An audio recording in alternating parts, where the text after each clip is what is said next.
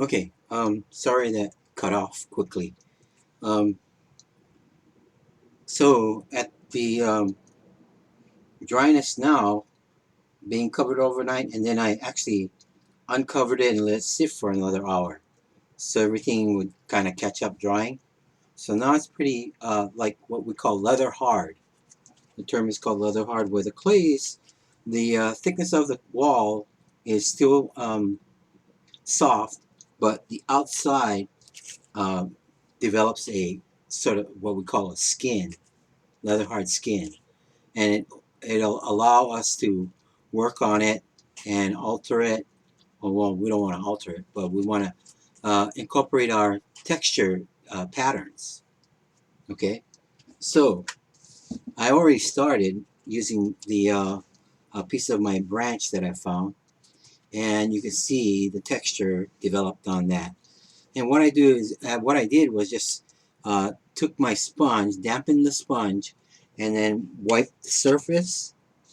Okay, like you see, wiping the surface,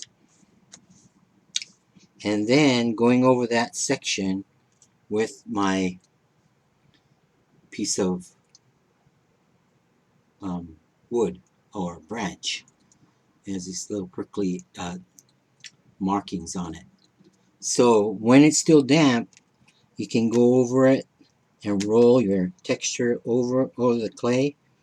So that's what I'm doing now, is rolling it over the clay. Okay. Again, we don't want to use it like a stamp. We want to roll it like a rolling pin. It takes a little bit of getting used to working with it this way, but I'm sure they they meaning the Japanese Jomon potters did something similar with the cord they used or whatever means of texture. Okay, so you can see that texture there. Looks like a crater of some kind of lava. So this is what I want you to do: is get the clay up and then let it stiffen up to leather hard, and then every time or make sure you let it dry so it'll hold its shape. And then when you're ready to impress your or roll your object onto the wall, that you wipe it down, dampen the sponge, and then you wipe the surface down. The dampening helps um, soften the clay a little bit so that you can roll your, it will pick up the pattern much better as you're rolling the object over.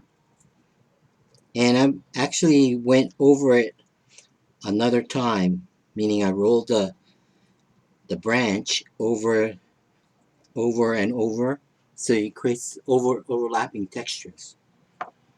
Okay, so every so often too, what I'll do is check, what I did, the textures, if I have enough on there, or I need to incorporate more texture.